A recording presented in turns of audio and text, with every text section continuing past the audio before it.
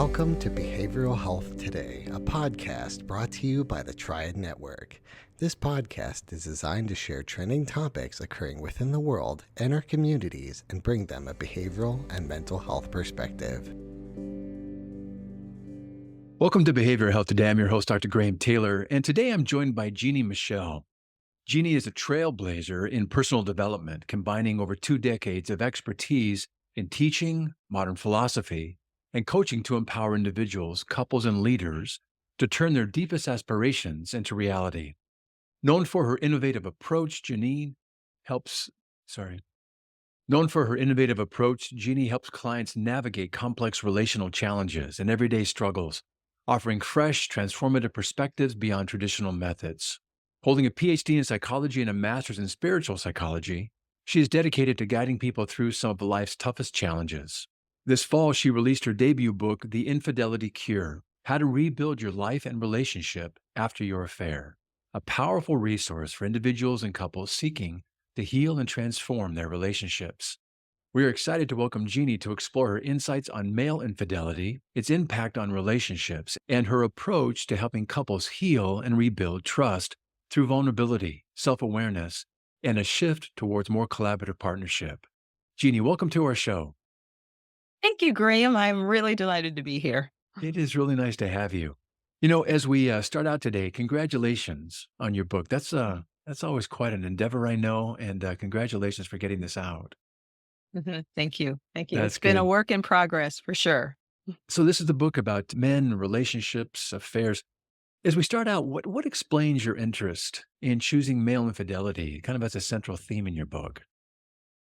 Yeah. So I'm not suggesting that affairs only occur, that men are the only people that engage in affairs, clearly. But what happened, Graham, and I don't know if you find this in your practice as well, all of these men started showing up in my office, Mm. knocking on my door and saying, "Can you help me?" I realized that I have hurt my partner deeply. Mm. I don't know what the heck I was thinking. And they came in with such humility and such desire to really help their partner heal. And I found that within a matter of a couple of months, I had 2, 3, 4 of these men. It's like it seemed to be that they were the ones that were showing up for me, Is that right? you know?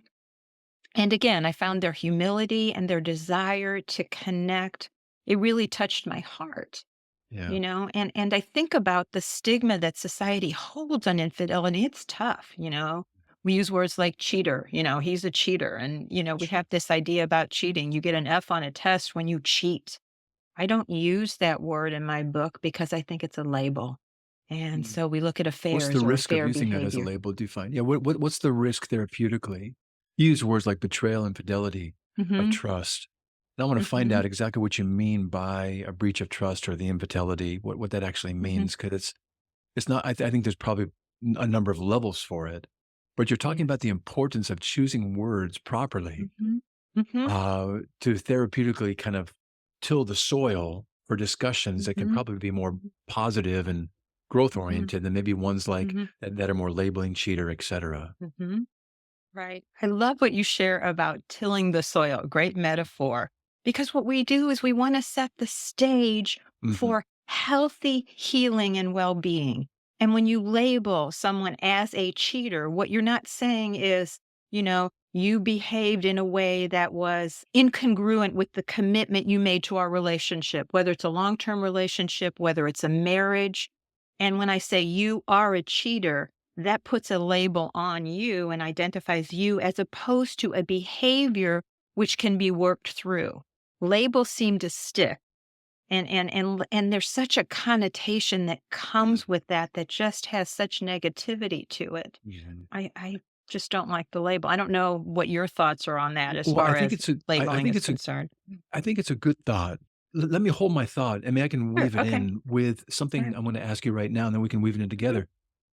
When we talk about a betrayal or infidelity of trust, what are we talking Mhm. about? And Mhm. what kind of levels are there of betrayal and infidelity? So I believe a betrayal of any kind, Hmm. okay, is when you go against, you act in a way that, again, is incongruent, inconsistent with a commitment you have made with somebody. Got it. So whether that's a small commitment, you know what? I promise that I am going to book a date for us this Saturday and I will show up for you and I'll be there on time. And you don't. You let something else get in the way.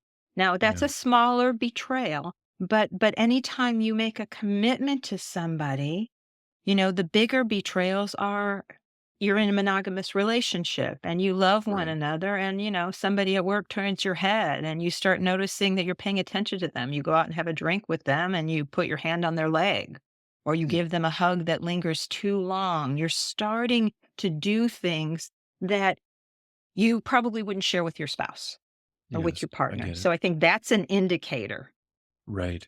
I think that's a really important piece. So if we go back to thoughts around the importance of using words selectively and intentionally Mhm. to, if we say something, you are a cheater, Mhm. Mhm. that's a shame-based message. Right. And Mhm. it's one that's easy to say, it's one that's very Mhm. hard to receive, and that becomes someone's Mhm. identity. And that's Mhm. kind of a shame-based versus maybe a guilt-based one that says, it's more about what I did. Yeah. Not so much Right. about who I Right. am per se, and it sounds like the cool part you were noticing is that guys were coming in with curiosity and humility and a desire to try and mend things, but there was a Mhm. curiosity as to the why behind what I did, not who I am per se, but what I did and why. Mhm. Beautiful, beautiful. I love the way you are in tune with language. I too believe language is critical. Mm, How we think about it, the words that come out of our mouth, because once you say something, it's like sticks and stones will break my bones, but words will never hurt me. So not true. Words hurt and words stick.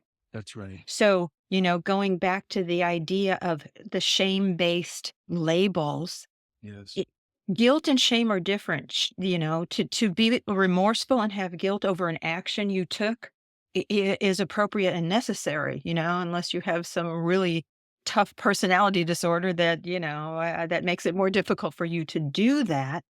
People come in with remorse. So when a man comes in, because we're talking about male infidelity, sits on my couch and I don't know what the hell I was thinking. I don't know what happened. It's genuine. And what we do is we take a look at what I call affair vulnerability factors. What were the factors? Not as an excuse, because when you engage in a behavior that hurts another person, you need to take 100% responsibility and take ownership for that. Now, there are influences that could have contributed to setting the stage and making it a little more easy for you to turn your head instead of talking about things, but that doesn't mean you're not responsible for your actions. Mm, So we look at vulnerability factors about, sometimes it's having a career change or something that happens that is unexpected, and they're feeling more vulnerable and it makes them more susceptible to, having someone say, "Hey, you know what? You're a good guy. I really like working on that project for you. Man, you're so smart." And those pieces can feel good and create a little bit of vulnerability, particularly when at home, you might not be getting that same level of, connection that you've had in the past. mm. Or, you and your spouse could be fighting a lot and you're not talking about things. I think a big key is that you're not talking about things that matter with the people that matter and you're acting them out or you're susceptible to attention coming from someplace else. So you could have a I think that's a spouse or really parent that died. it's Mm, also about loss. So you're talking about there's career yes. changes, fights at home, we're not Mhm, talking. We're talking about mhm. loss, maybe, of one's Absolutely. say more about that piece. Mhm. I think when you experience loss, there's an emptiness inside that you're looking at trying to fill, okay? Mm, And in an ideal world, you can say to your spouse, "I am feeling this way," or "I've got this going on and I'm not sure how to manage it." However, sometimes it's tough to identify your feelings. Sometimes you don't even really, you know, know exactly labeling feelings, and I don't know if you find this in your practice too, can be difficult. Sometimes you're not in touch with the nuances of your feelings. And yes. and and sometimes the communication isn't you don't feel as connected. Even if you don't have it fully formulated about what's going on, I'm feeling off right now. Something is going on with me. I'm not feeling like myself these days. And if you're with a partner and your partner takes the time to listen to you and the two of you start to talk about it, something can emerge that you may not have even identified as something that was going on inside, Yeah. you know? What a helpful process. I guess in some ways too, I think about, do men encounter any unique Mhm. challenges as you've seen in your work when navigating the aftermath of an affair, both within themselves and in the attempt to reconnect with their partner? Any unique challenges Mhm. there for them? Well, what I find, and I'd love you to weigh in on this as a man, is that women naturally tend to talk about things. It's easy. I mean, even coming in to see me, I have a woman that will say, you know what, things are a little bit off, so I needed to come in for a tune up. Typically, the first time men come in, they are facing, I say they've been run over by a truck and they're bleeding and they don't know what to do. Right. They typically come in when things are in more dire straits. And I think part of that is the gender based conditioning that we receive growing up. It's Right. acceptable for women to cry and for women to, have show emotions and in the traditional masculinity, we say that's not okay. So I think in essence, it tends to be more difficult for men to have these discussions, especially with other men. Sometimes they end up having the discussion with women because it's easier, but then that can also, if you're not you're not stating your boundaries, that can sometimes result in connections that engage in behavior that wouldn't be supported by the marriage.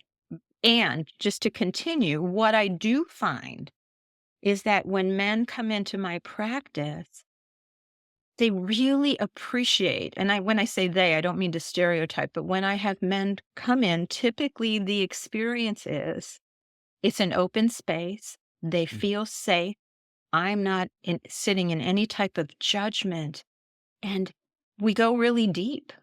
And so I think it's an experience that's a little bit of an anomaly in the world, typically for men, until they start honing those skills. Sometimes you have a really good buddy that you can talk about anything with, but I don't find that that tends to be the norm. And I'd love to hear your thoughts on that, Graham. I couldn't agree with you more. I think I, th- I think society has been brutal on men, to be honest with you, and I think they've been Mhm, involved in creating real confusion around, what is masculinity and what's toxic, mhm, and all these mhm. things. It just gets so Yep. confusing, and Mhm, on top of that, I think, like you said, boys aren't taught to share; they're taught to suck it up. Brene Brown talks mhm, about an experience she had with a man that she met during some book signing. I don't know if you've heard about this, but she's doing a book signing, and the guy walks up to her table and he says, "Have you written any books on men?" And she said, "No, I mhm. haven't." He said, "Well, isn't that convenient?"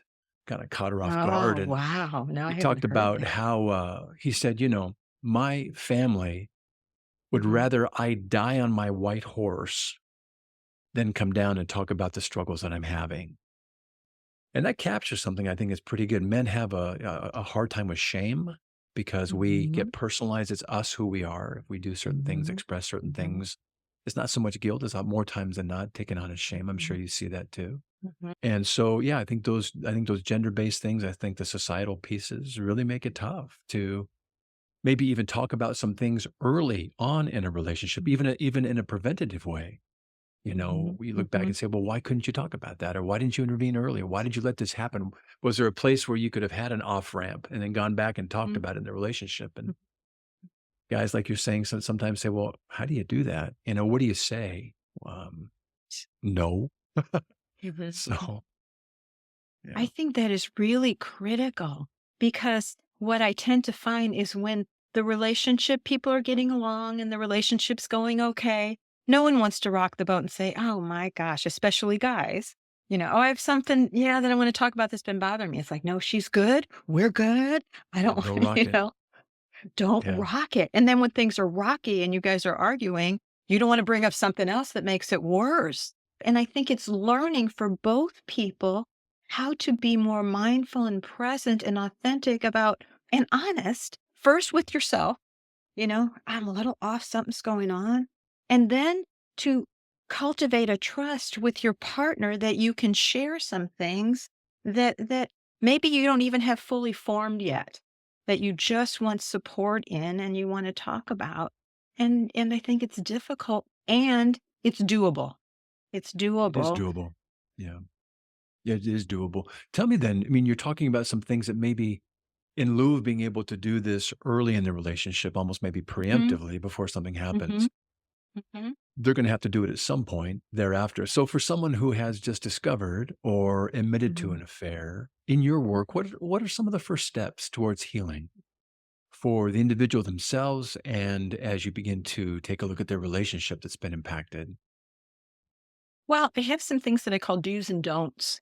You know, one of the big don'ts, it's like there's a chapter that's emergency, you got kind of 911 emergency. What do you Right. do at the beginning? Because it's really important. And it's when emotions are wild and all over the place. Okay. Mm. So one is, and it may sound simple, but don't lie. And don't lie even about the little things, because as you are rebuilding trust, little lies or half truths really, every time that occurs as you're rebuilding trust, it takes the person back to the beginning, and then we get the label of "you're a liar." So Yes. it makes it more difficult to rebuild trust. And the flip side of that is, do set appropriate boundaries. I find sometimes with a couple, the partner can say, "I want to know exactly what you did with that person, when, how many times, I want details." To share sexual details is a big mistake, because it is really difficult for a partner to erase the images from their mind. Again, the images will probably come up anyway of speculation, but when that stuff is shared, it's really difficult.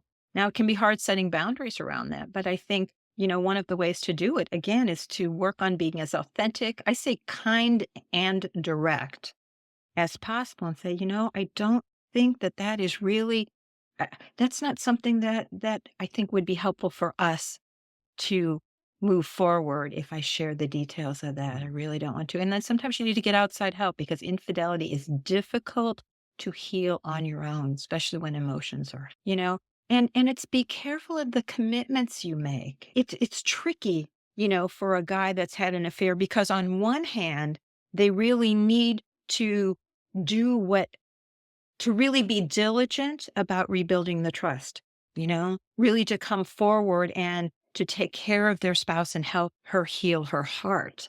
Mhm. There is a tendency to overpromise, though, and overpromising can get you in trouble too, like saying yes to everything because you just want to make sure she's okay. But you really have to learn to take a step back and consider, can I really get that done in the time frame that I have going on in my world? And it's okay to say, you know what? Let me think about that and I'll get back with you. I want to make sure I can meet that commitment. So again, it's learning how to deal with things that really don't have direct that aren't directly having to do with the infidelity, but are having to do with relationships. How can Yes. you communicate better and show up? All of the things that we would like to have in a close relationship. Yeah, that's really good. I want to go down just a wee bit deeper in this because I think it's, when we're coming back and we're beginning to do the work itself, our Mhm. trust, with one another is something that we choose to give to the other. It's built on Mhm. I like vulnerability. that. It's something Mhm. freely that's given, and ideally, Mhm. it's seen Mhm. as a gift in the Mhm. in the relationship. You've got my heart, and ideally, you're going to Mhm. cherish and Right. respect Right. that. Right. And not surprisingly, with infidelity, as you're intimating here, comes this breach of trust. But after the Mhm. breach comes the task of having, and should folks decide to stay together, some pretty difficult and courageous conversations, like you're saying right Mhm. now. Mhm. Share with us a little bit more about how you instruct folks to approach these conversations, not just with you and what you're modeling for them, but maybe Mhm. outside in their times together of therapy with you, Mhm. and how you help couples in these initial stages, of addressing this betrayal. And what are some of the Mhm. common issues and feelings that you see really surfacing in some pretty powerful ways? Well, there's a couple of things. First of all, for the man who's had the affair, know that your partner's emotions are going to be a roller coaster. They could go from, honey, I really love you and I miss you and I want to work through this. That's the spouse sharing that, to, Yes. I want to connect with you, to you're an SOB. I can't believe you did that. And they can change in a nanosecond. So be aware that there's going to be an emotional roller coaster. So Yes. that is a piece of it. And then as far as the rebuilding of the trust, I love what you're sharing. I think of, I look at this image I have behind me Yes. of the heart, and it's like, I love what you said about trust is a gift. You say, I'm handing you my heart and I want you to treasure that. And in betrayal, the heart was not treasured. So how can you, connect more deeply from a heart and really value that gift? I think engaging in deeper conversations are important. And, we're not taught how to do that. No one in school teaches you how to engage in meaningful conversations. I love what John and Julie Gottman, relationship therapists, talk about regarding a harsh versus a soft startup. When Yes. you are engaging in a conversation, especially a difficult one, and either one or both is heated and passionate and fiery, that's not the best time to talk about difficult things. A soft startup involves each person having, being in a state of greater emotional regulation and setting aside a time to talk about it and making sure that you're not hungry, you're not tired, you're not irritable, you didn't come home from a tough work day. So you really need to set the stage and start softly. I'd really like to talk about this. It's really important to me. And it Yeah. could be difficult because I'm having a lot of emotions. Part of it is to, as an individual, be able to state where you are. Here's where I am. Are you open to having this conversation now? Where are you? And that is one of the key elements for setting the stage for being able to engage, especially in difficult conversations. We'll be right back after word from our sponsor. Nearly 9 in 10 registered voters believe the nation faces a mental health crisis, according to a new USA Today Suffolk University poll. Americans are more concerned than ever about their mental health. Mental health first aid provides the resources and training to identify, understand, and respond to signs of mental health and substance use challenges. It provides the confidence and skills needed to offer life-saving assistance, and it provides peace of mind. Our experts provide mental health first aid training for adults, teens, caregivers, veterans, law enforcement, EMS, and school faculty. Mental health concerns are on the rise, but evidence-based training through mental health first aid can make a difference. Visit mentalhealthfirstaid.org to find a course near you, or email hello@mentalhealthfirstaid.org to schedule a training. Courses are available for individuals, groups, organizations, and companies of all sizes. Visit mentalhealthfirstaid.org and make a difference in your community.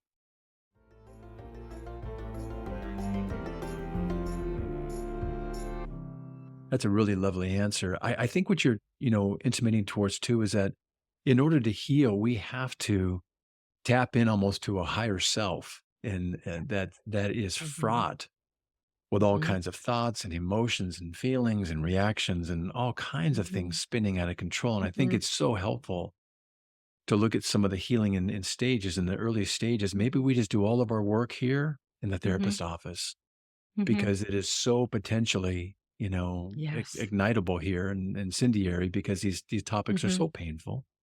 I mhm, also love what you're intimating too, and suggesting, not even intimating, you're suggesting here, Jeannie, is we have to create meaning for what happened. And if we can create meaning and really be curious when we're mhm, working with couples and help them develop a similar mhm, curiosity, mhm, it's not so much about what happened and how mhm, it happened and what was going on per se, but being curious as to how did it happen? Why? What was the why behind it? The meaning behind it mhm, that I think almost gives a foundation for now that we understand the why, we can make sense of the what and the how that occurred and not to dismiss mhm, it, but mhm, it happened for a reason. You and I were mhm, talking about at the beginning of the show. I oftentimes use there's always two I's and a we in a relationship. mhm, And you talked mhm. about, remind me again, You, me, and us, and you, you me, have and to feed us. all 3. Right. There's a you, me, and us. And Mhm. there's a we in this as well, which is oftentimes Right, challenging to get right. to because if you hurt me, I don't want to look at my Mm, piece. Right. I want you to see how pained I was in this. Mhm. But as we talk about this meaning, the meaning behind it is such an important thing. And I think having the therapist to walk them through at least the initial stages Mhm. makes it Mhm. safe to start talking in a new way, Yes. a way that's necessary to heal. Mhm. I 100% agree. This is one thing that is extremely challenging, and I'm not sure it's 100% possible to work through without some intervention, especially Absolutely. early on. Yeah. Because people come in and we listen and we help, we do psychoeducation. We help teach them about things that maybe they never learned.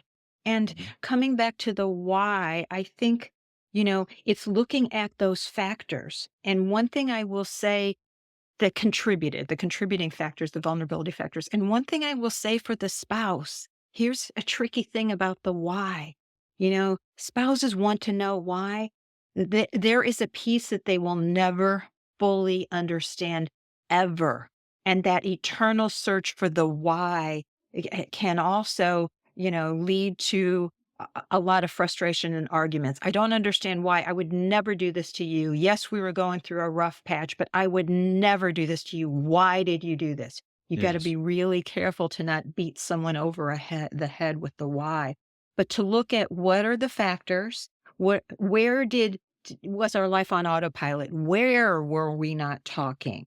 What do we want to create in the future?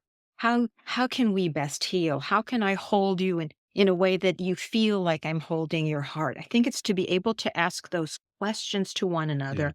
And like you said, we help educate and teach them how to do that in the room and then give them pieces to execute on their own outside of the room. One Right. thing I say to couples when they first come in is we do the heavy lifting here. Again, it's not going to be perfect, but my recommendation is please don't have deep, heavy conversations about this outside of this room. Try to go outside of the room and see how you can engage. I love always be curious. You talked about curiosity, the ABC, always be curious. Do something new together. What are some ways that you can engage? And if in that moment you don't feel like engaging and it's like, it's too much for me right now, I need some space, own that, state that, and the two of you navigate that together. That's really critical because those conversations can heat up and burn really quickly. What I find at times in those conversations is that there's an underlying factor that most don't appreciate, and I'm sure and I think you're leaning into it here because if the bet- if the trust has been betrayed, the person that's been Mhm, betrayed has unknowingly a self meaning that mhm, is being stirred up. What does it say about mhm, me that you would go outside of our relationship? And so mhm, when I'm asking all these questions, what I'm really mhm, trying to go after unknowingly, and we kind of become a dog on mhm, a bone sometimes around this, mhm. is I need to know what's it say about me that you did what you did. Yes. And I think what can be really helpful sometimes is to maybe put a pause on Mhm, trying to provide explanations that somehow will tap into the meaning and go right down to mhm, the self meaning and say, what do you hold about what this might mean about you as a partner and this being done to you? And having mhm, that come out mhm, right at the beginning. mhm, Because mhm. oftentimes I think when things get heated unknowingly, I can't have this be true about me. So I want to make it about you. And why did you do this? And Yeah, what were you thinking? And rather than yeah. saying, man, this really makes me feel like maybe somehow I wasn't lovable enough, or maybe I wasn't enough for you. Or maybe my worst fear is that Absolutely. I'm just so lacking that I, it goes back on my own family of origin and all these things that we can Mhm, begin to piece together. mhm. But that's what's being fought out sometimes. Do you find that too?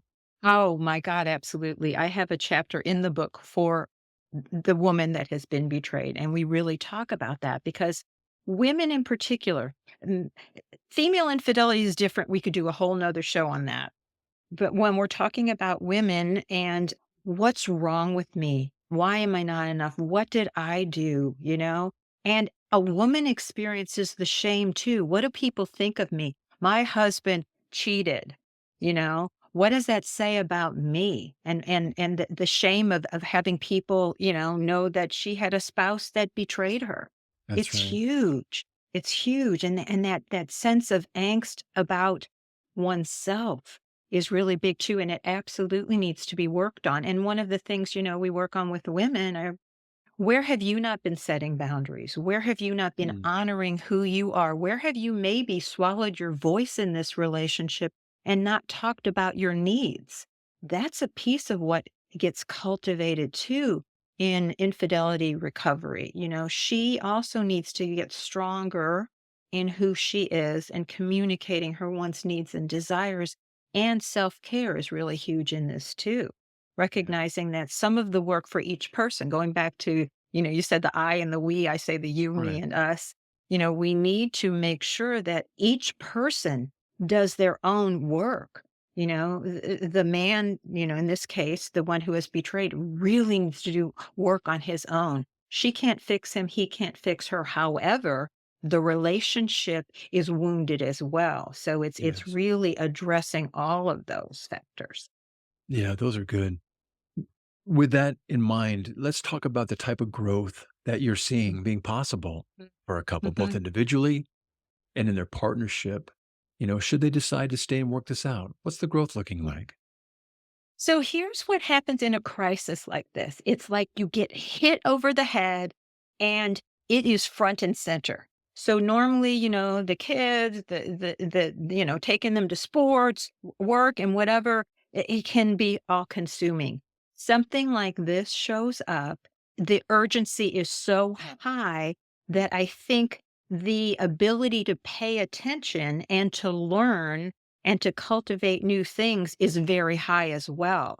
And what I find in many, many factors, in many relationships, is the relationship actually gets better and people learn and become more communicative afterwards because you're looking at the relationship and each person. What do I want? What does a thriving life look like for me as an individual? How can I support you in doing the things that you really want to do? I used to play guitar and I haven't played the guitar in years. Well, how do I support you in that? And it breaks something open. It Yes. breaks something Yes. open, Yeah. and which lends itself when people really have a strong desire to work on this, to looking at and cultivating something new. And I think that's the magic at the core of what can happen when a crisis like this hits. Yeah. That's really good. I think there's some literature, good literature on the therapeutic alliance. And Mm, early in the work, if you hit a rough spot mhm, and mhm, it feels like it's really contentious or really difficult, if that therapist and the person seeing them, the patient, if they can work through that, the research mhm, shows that that is a really, really solid therapeutic alliance that can mhm, do some phenomenal work in therapy together. If they can work mhm, through that, difficult part. And I think that's the same mhm, potential you're suggesting here for couples. That if we can work through mhm, this, the mhm, strength of our relationship and the honesty within it that we now have can really be held together with some things that maybe wouldn't have been held together had we not gone through this and mhm. healed from it. For men specifically, where do you see men growing that maybe in ways that they hadn't experienced aspects of themselves before, but men growing through this process of healing and kind of expanding who they are? So I want to speak to one thing before I get to that, that Yeah. that also can occur, and you're talking about the therapeutic alliance, you're talking about relationship, is acceptance.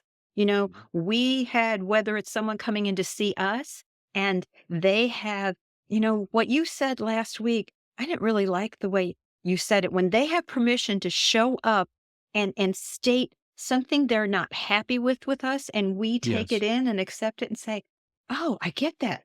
Yep. Always tell me. Always. Yep. We're two different human beings. I may say something and mean something else, which occurs That's a lot in huge. any relationship. You take it to mean this and you get upset here. Talk to me. And then as we accept and love them anyway, I think there's a great healing factor. And the person who has betrayed also needs to rebuild a trust in their partner. You know, I trust that I can talk to you about some things, then you're not going to use it to beat me up when you're mad at me next time. So it's a rebuilding trust on both ends. And like you said, So many times, I'm sure with you too, a couple will come in and say, boy, we've been through a lot together. Those are growing points. We've been through a lot. We're resilient. We made it to the other side. That also helps. Okay, well, you made it through this. Mm. That gives you a model. Well, okay, how does that apply to what you're going through now? So I think the cultivation of resilience in the face of loss, in the face of, sadness, in the face of, I stepped on your toe and I'm sorry I hurt you. I'm sorry's are really important how you deliver those. Yeah, Again, it creates connection, it can, and trust in the relationship and trust in the other person. I think really that's a good. huge part of this. I think that's so right on. And I think that's a optimistic kind of prognosis. This is what we can handle. Right, right, If we can right. do this right, and the path that you're Mhm, walking folks mhm, through and the mhm, shepherding that you're providing them along the way, mhm, there's some mhm, real hope in this. And I guess maybe mhm, as we begin to wind the bend for today, what do you mhm, hope most for listeners of mhm, today's show? And for those who read your book, to have as a mhm. takeaway on this infidelity challenge and the opportunities that therapy might provide? I think that change is possible, change is doable. We have this idea that you can't teach an old dog new tricks.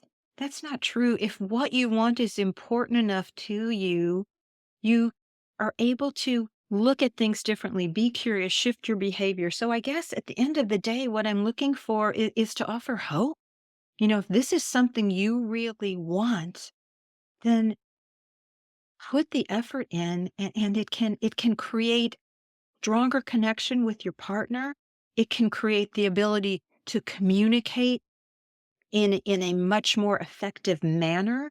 You can learn how to adjust your communication styles if you come in with different communication styles in a way that creates connection, and in a way that you model as a couple what it it means to be able to grow through a crisis. You see a couple that has had betrayal, and then they emerge stronger and they say, "You know what? We trust each other." It also sets the stage for so many other people. Affairs and they have a rippling effect. Yes. They touch many more people than you would ever imagine. And so as you heal, that also holds out positivity and possibility for you and for the people around you. Yeah. So I guess the big word I keep coming back to is hope, It is hope. and that it's doable. It really truly is doable. Time and time again, I've seen this happen. And if a couple is not able to make it work, there was most likely, in what I find to be, I'd say almost in 100% of the cases, there's something in that relationship that really and truly wasn't working in the past. They haven't addressed. They really went in different directions. Then how do you amicably split and create lives on your own, and what's next for you? Right. Right. Really wonderful. I love the idea of hope that it is possible that folks want to stay and lean into it with some help, like Mhm, what you provide them. And in terms of that, for our listeners interested in your work, listening in today, mhm. how can they learn more about you and what and your new book, The Infidelity Cure, how to rebuild your life and relationship after your affair? How can they find you? So there's two ways. One is my website is drjeanniemichele.com, which is spelled DrJeannemichle.com. I spell it because I spell both names differently. Right. And the other is the infidelitycure.com, and that's really more specifically on the book. And I would love anyone, if has any questions, they can also email me. My email is on there too. I think really what this is about for me is like what we are doing today. It's creating conversations. It's That's creating right. transformational conversation that plant seeds, like you mentioned earlier, that cause people to say, I'd like to learn more about that. Where are you curious? So anyway, that's my Really good. answer to that. Yeah. Thank Really you. good. Well, it's been great to have you on the show today. Mhm. Congratulations on your book. We'd love to Thank have you you. back and maybe talk about the female side, like you just suggested earlier in our show. It'd be great to have you kind of do the other side of the coin. But be nice I'd to have you love back. that. And I'd also like to talk about masculinity. I have this whole another book called The New Masculine Code. I'd love to do that one with you too. So That I've would be enjoyed wonderful. connecting with you so much, Graham, and I We thank you have as for this well. time. Thank Yeah. you so much. It's Okay. been great to have you on this show. Thank you, Jeannie. Okay. Okay. Thanks. Take care. Bye bye. I also want to thank you, our listeners, for dropping by and joining Jeanne and me today. It's always great to have you with us. And by the way, we'd love your help. Would you consider leaving us a review and sharing the podcast with a friend? By spreading the word, you help us grow, reach more people, allowing others to discover the valuable insights shared in each of our episodes. Thanks for being such an important part of the Behavioral Health Today community. Regarding today's episode, I want to remind you that it and its resources and all of our other episodes can be found on our webpage at triadhq.com/BHT. Thanks again for being with us on the show, and we'll look forward to having you back with us next time on Behavioral Health Today. We appreciate all the support from our community, and if you like our show, one of the best ways you can support it is by giving us a 5-star rating and leaving a review. Behavioral Health Today is a podcast part of the Triad Behavioral Health Network, all rights reserved.